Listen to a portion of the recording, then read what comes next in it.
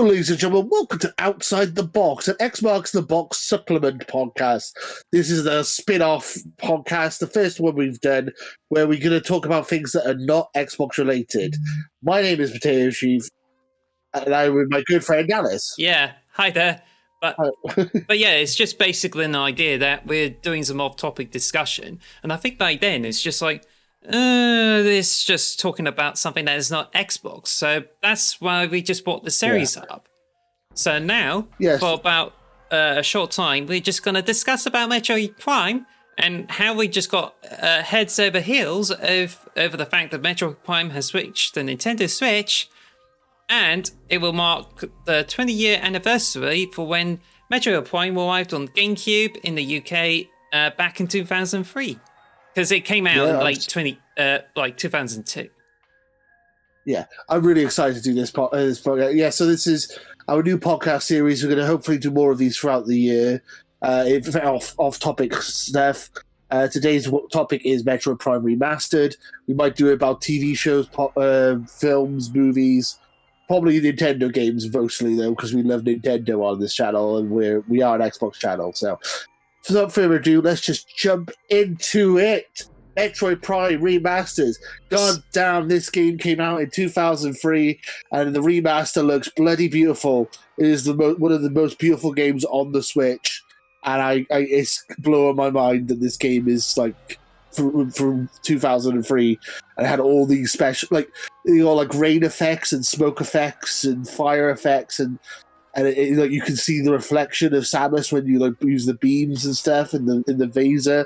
Like some of the special effects they don't even do now in modern games, and this is like 20 years old.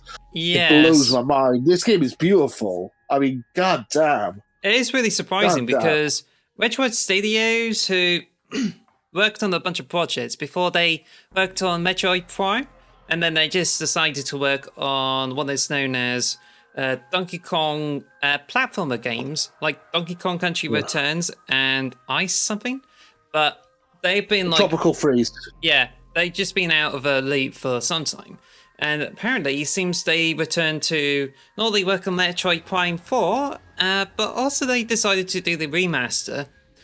But it's definitely expected because there are rumors of the Metroid Prime being re-released for the Switch, and when it came out, it's not really a huge port.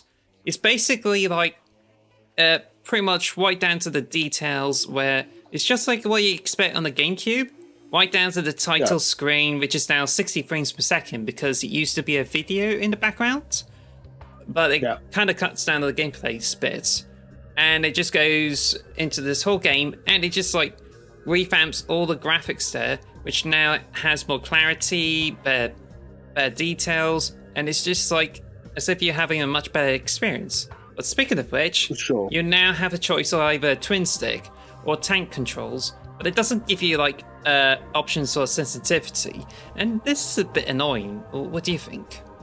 Oh, really?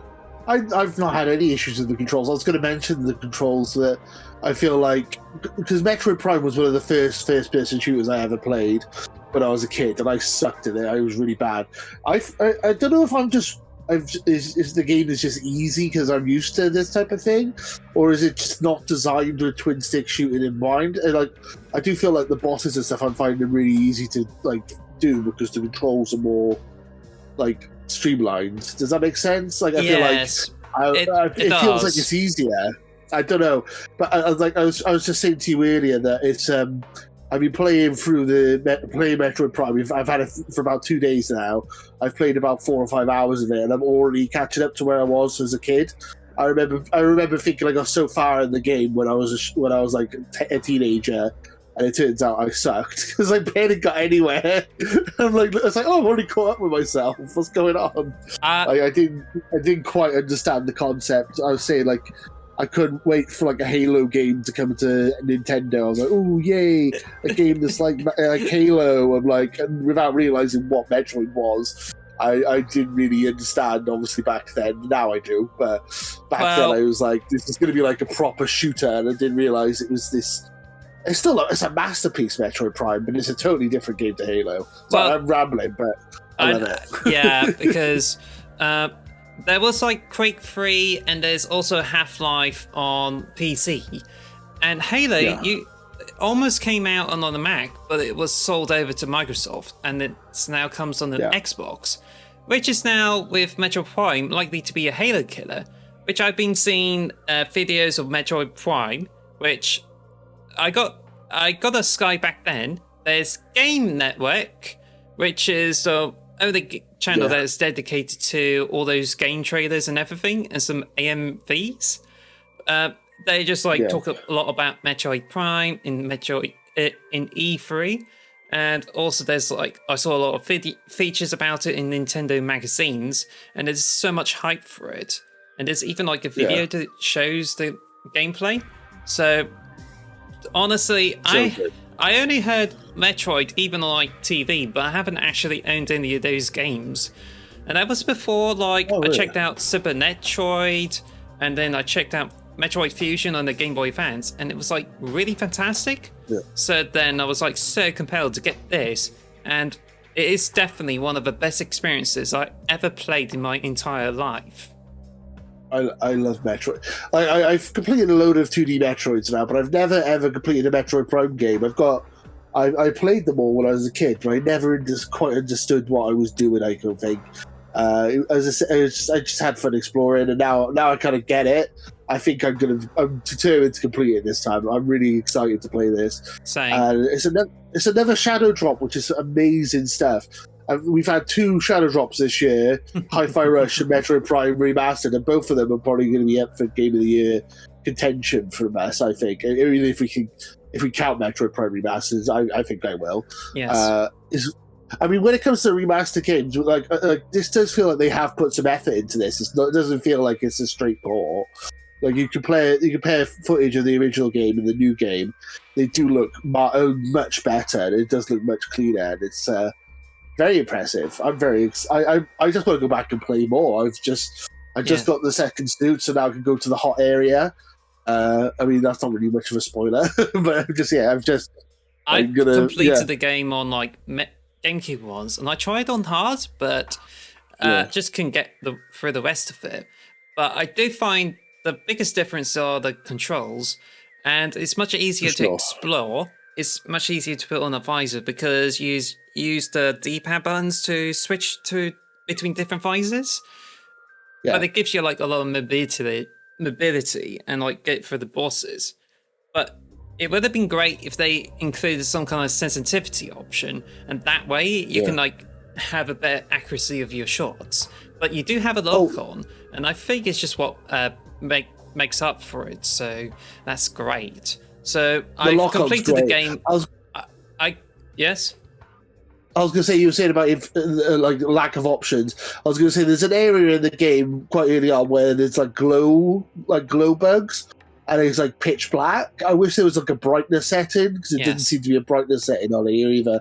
So I'm literally where the hell do I go? I can't see. I'm squinting at the screen. Yeah, because I can't see.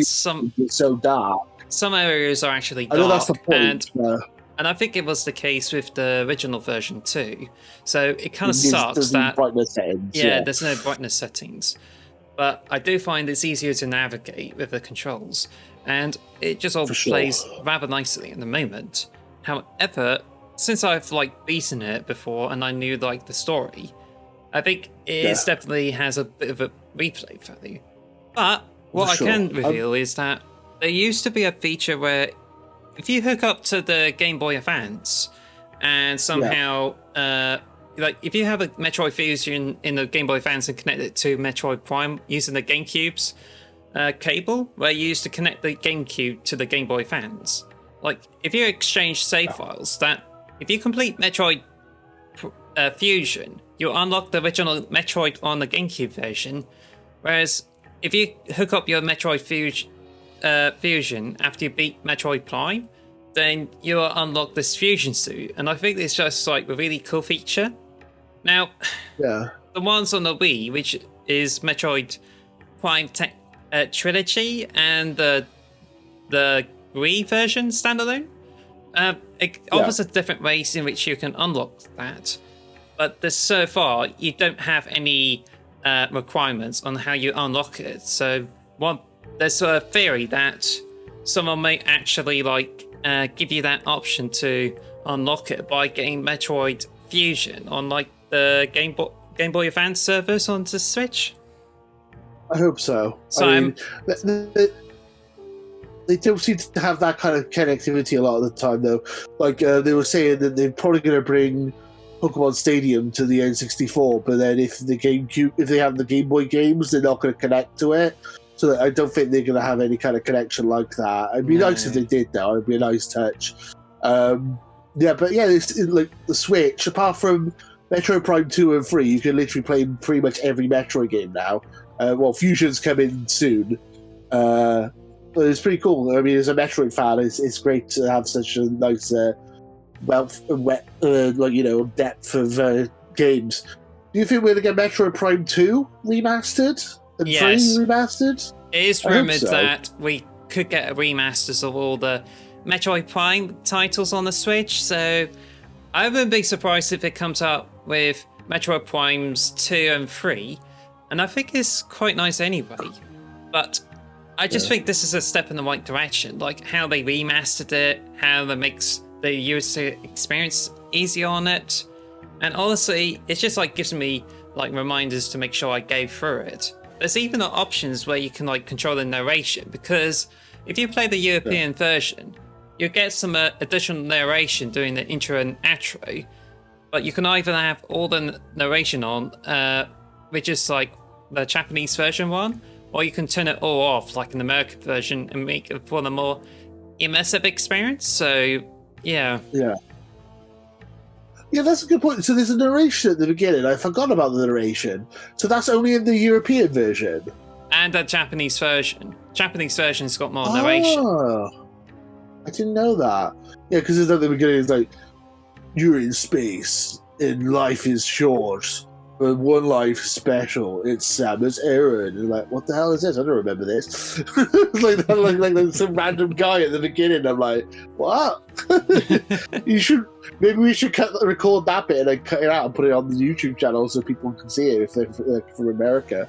That'd be interesting. We love Nintendo games. Metroid's one of my favorite series. Metroid Prime Remaster, it's like a 10 out of 10 game, isn't it? Let's be fair, but obviously it has some issues. I don't know if are we going to review this game, or are we going to, because it's a remaster, I don't really know what to do about what we've... If we are allowed to do this in the channel, it's still going to be obviously 10 out of 10, and more so because of a better controls bit. But I think because this is an Xbox channel, it's better if we just discuss about it and reminisce over it. And I think back then, I was more into Nintendo, and it wasn't until recently that I dedicated myself to Xbox more often. But I think it's just so stuff like Metroid Prime being re-released for the Switch, it's just really great. Plus you can play it on the move, which is a huge bonus. And plus you got better graphics, so it's just amazing how much just changed in 20 years. You used to, you must have to get a GameCube and get used to the tank controls, but now you can just play with twin sticks, and you can play this on the train, for instance. So I think this is great. But now it's just doesn't have any microtransactions. It's a full complete game. My God. And it's just you get it for 35 quid on the digital store. So it's definitely what games should be about. It doesn't give you a lot of flack. It's just gives you a complete experience that you don't need to worry about anything. It's just you don't need online stuff, and you could just go in and play it. So I think this is really fantastic. I love it. I was going to say is that we're an Xbox channel. I love my Xbox and I love Game Pass, but Nintendo will always be my first gaming love. I love Nintendo. I've always loved Nintendo. Mario was the reason I got into game design at university. I wanted to do game design for a living, and the reason I love video games is because of Mario and just Nintendo stuff. So there's always going to be a place in my heart for Nintendo, even though they sometimes do weird things that are off-putting. But we will always talk about Nintendo on this channel as well as Xbox, but obviously our primary concern is Xbox. But this is why we have this nice little spin-off show called Outside the Box. Yes. And we're going to hopefully do more of these. I imagine the next one will probably be Tears of the Kingdom. I imagine. Ruby? Besides the Tears of the... Oh, it's Tears of the Kingdom, and that comes out in May. But there's Ruby Falling in Line coming out on February, probably next week. And I think it's worth talking about Ruby in general in preparation for that. But just let us know which topics we should be covering more. And we hope to do more of these. But as it stands, sure. Unless you're on Xbox and you don't really care about Nintendo, I would recommend getting Metroid Prime for Switch, and it's not that expensive to a lot of these titles. In fact, it's almost half price on the eShop compared to Tears of the Kingdom. So, if you've got a chance, buy it, download it, and check it for yourself. But if you're on Xbox, then get GoldenEye on Game Pass. Pick your poison. I mean, we got on Xbox, we've got Atomic Heart coming out in a couple of weeks. So you've got this to keep you occupied for now. It's a pretty good first-person shooter. It's like an explore. It's like a, if you like games like BioShock, Half-Life, or like it is one of the greatest shooters of all time. Metroid Prime is one of the greatest games ever made. And yes, they've improved it with the better controllers now. It's better, and it's HD, and it still looks beautiful. That reminds me, the BioShock. Yeah, it does. It does feel very similar to Metroid. And here's another recommendation for the Xbox too, but it's 2K games, so you may have to buy it separately. But anyway, we've got to wrap this up because seeing that we're aiming for like short episodes. So yeah, thanks for listening to this Outside the Xbox podcast. So would you like to do the outro? Yeah, so thank you guys for watching. We've just hit 58 subscribers. If you want to subscribe to us, then we really appreciate this. We're just trying to grow the channel, and we really appreciate it. Let us know what kind of topics you'd like to hear more on Outside the Box. And until next time, too sweet. It is, guys. Take care. Bye. Bye. Thank you for listening to the X Marks the Box podcast. Follow us at X Marks Box on Twitter or X Marks the Box on YouTube. And follow us on all audio podcast services. Thanks for listening.